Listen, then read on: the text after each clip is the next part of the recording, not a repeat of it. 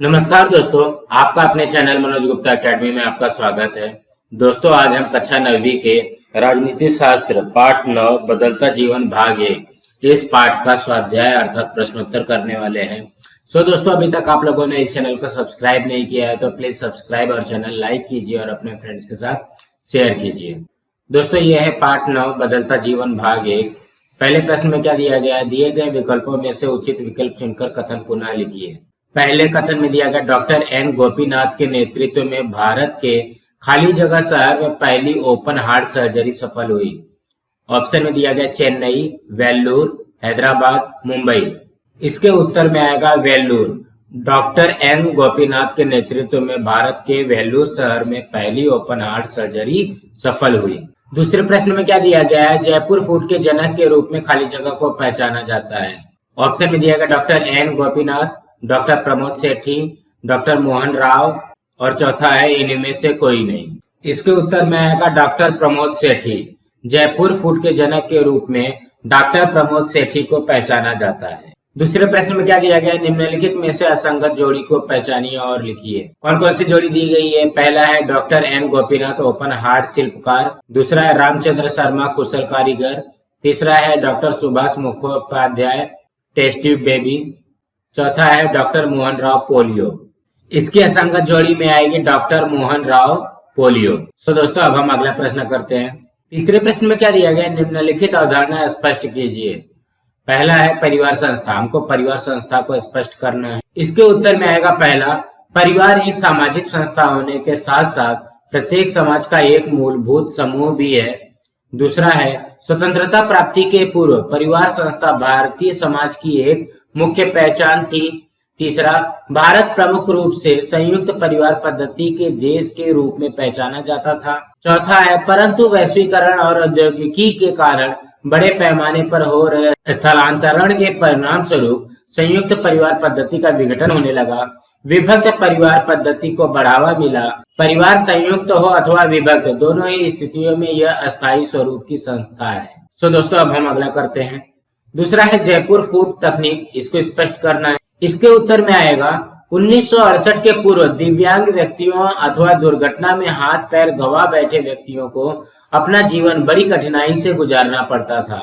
Doctor Pramod सेठी ने कुशल कारीगर रामचंद्र शर्मा की सहायता से कृत्रिम हाथ, पैर, नाक, कान आदि अंग तैयार किए। इस तकनीक के कारण कृत्रिम पैरों में जूते पहनने की आवश्यकता नहीं होती। ऐसे अंग पहनकर पानी में अथवा गीली अवस्था में काम किया जा सकता है। जयपुर फूड तकनीकी का उपयोग करके दिव्यांग व्यक्ति सुदृढ़ मनुष्य की तरह अपना काम करता है, इसलिए यह तकनीक दिव्यांगों के लिए वरदान सिद्ध हुई। दोस्तों, अब हम अगला करते हैं। तीसरा दिया गया शहरीकरण। इसको स्पष्ट करना है। इसके उत्तर में आएगा शहरों अथवा नगरीय क्षेत्रों में जन बस्तियों के केंद्रित होने की प्रक्रिया को शहरीकरण कहते हैं। बढ़ती जनसंख्या के कारण शहरीकरण की घटना घटती है। शहर में होने वाले औद्योगिकीकरण के कारण रोजगार के अवसर उपलब्ध होते हैं।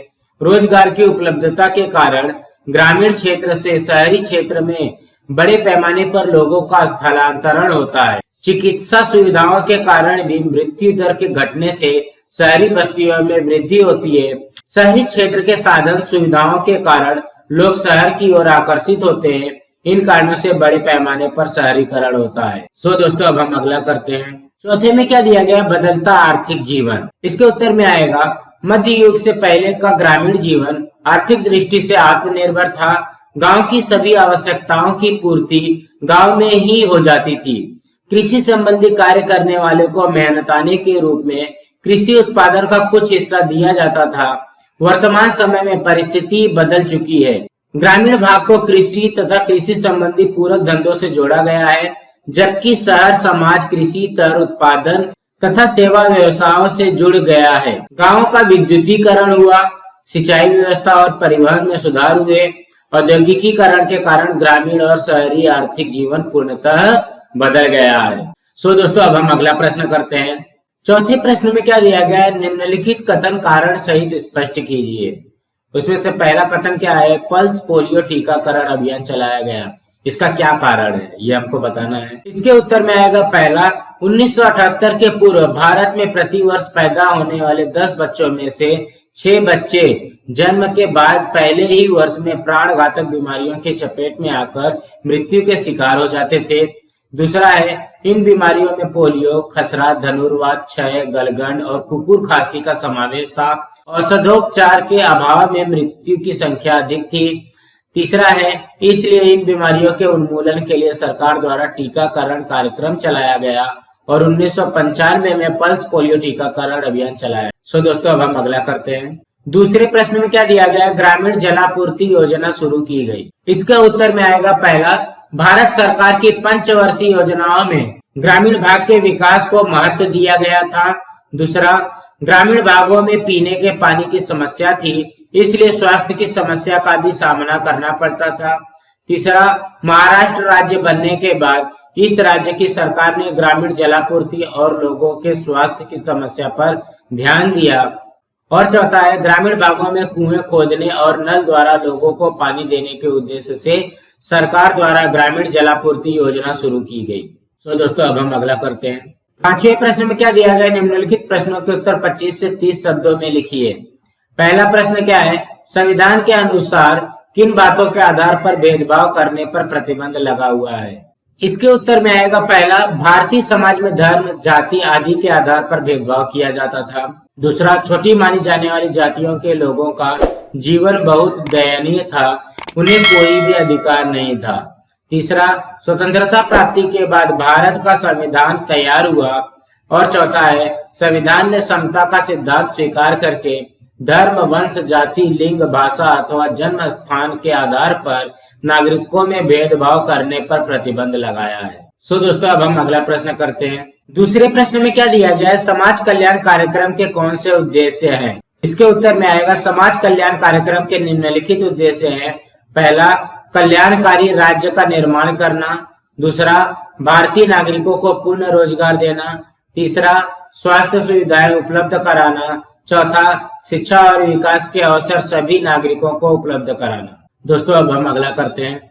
तीसरे प्रश्न में क्या दिया गया है, ग्रामीण विकास के संदर्भ में कौन सी चुनौतियां हैं। इसके उत्तर में आएगा, ग्रामीण विकास के संदर्भ में देश के सामने निम्नलिखित चुनौतियां हैं। पहला है, आर्थिक व्यवसायों का विकास करना।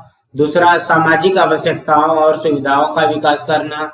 तीसरा है, सांस्कृतिक, सामाजिक एवं वैचारिक दृष्टिकोण में परिवर्तन लाना। दोस्तों अब हम अगला करते हैं। चौथे प्रश्न में क्या दिया गया है, सार्वजनिक स्वास्थ्य के क्षेत्र में भारत में हुई मुख्य गतिविधियों की संक्षेप में समीक्षा कीजिए। इसके उत्तर में आएगा, भारतीय जनता के रहन सहन का स्तर ऊपर उठाने और सार्वजनिक स्वास्थ्य में सुधार लाने के उद्देश्य से स्वतंत्रता प्राप्ति के बाद अनेक कदम उठाए गए। उसमें से पहला है, स्वास्थ्य एवं समाज कल्याण मंत्रालय द्वारा प्राथमिक चिकित्सा सेवाएं उपलब्ध कराई गई। दूसरा है, एलोपैथी, यूनानी, होम्योपैथी, आयुर्वेद और प्राकृतिक उपचार की पद्धतियों को मान्यता देकर लोगों का स्वास्थ्य उत्तम रखने का प्रयत्न किया जाता है। तीसरा है, डॉक्टर एन गोपीनाथ के नेतृत्व में ओपन हार्ट सर्जरी सफलतापूर्वक की गई। चौथा है, डॉक्टर प्रमोद सेठी द्वारा की गई जयपुर फूड की खोज के कारण दिव्यांगों के लिए कृत्रिम अंग बनाए जाने लगे। पांचवा है, डॉक्टर जॉनी तथा डॉक्टर मोहन राव ने मूत्रपिंड प्रत्यारोपण की शल्य क्रिया को सफल बनाया। छठवा है, डॉक्टर सुभाष मुखोपाध्याय की देखरेख में टेस्ट ट्यूब बेबी का प्रयोग सफल हुआ। सातवां है, पोलियो, खसरा, धनुर्वात, क्षय, गलगंड और कुकुर खांसी जैसे रोगों के उन्मूलन के लिए टीकाकरण कार्यक्रम चलाया गया। और आठवां है, 1995 में पल्स पोलियो टीकाकरण अभियान चलाया गया। दोस्तों आज हमारा यहाँ पे पाठ 9 बदलता जीवन भाग 1 का स्वाध्याय अर्थात प्रश्नोत्तर कंप्लीट हुआ। दोस्तों आप लोगों को ये वीडियो कैसा लगा आप लोग कमेंट बॉक्स में जरूर लिख करके बताइए, ताकि उसको हम और भी ज्यादा सुधार कर सकें। आप लोगों को ये वीडियो अच्छी लगी होगी तो आप लोग इस वीडियो को लाइक कीजिए, अपने फ्रेंड्स के साथ शेयर कीजिए, ताकि उनको भी प्रश्नोत्तर मिल सके, और इस चैनल को सब्सक्राइब कीजिए। नमस्कार दोस्तों।